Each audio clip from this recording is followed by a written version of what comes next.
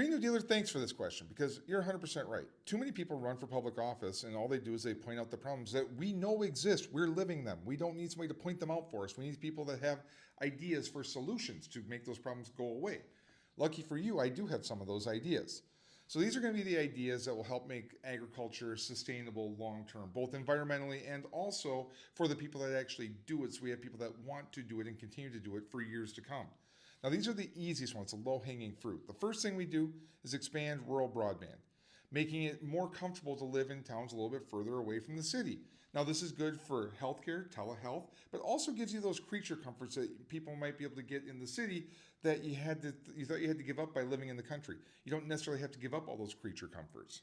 Next up, I propose creating a farmers advocate office in the DATCP, Department of Agricultural Trade and Consumer Protection here in Wisconsin.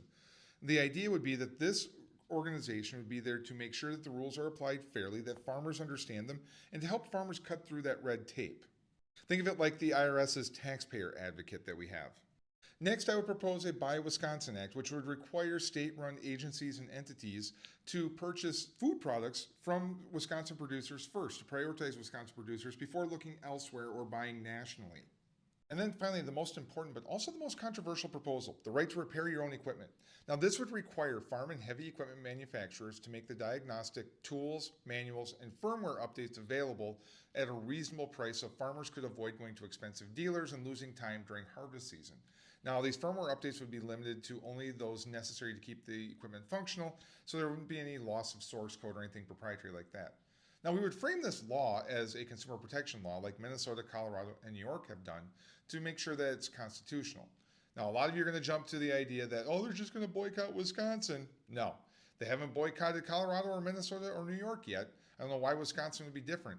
But we would add language to the law that would allow the state to investigate any potential boycotts and levy fines for such boycotts.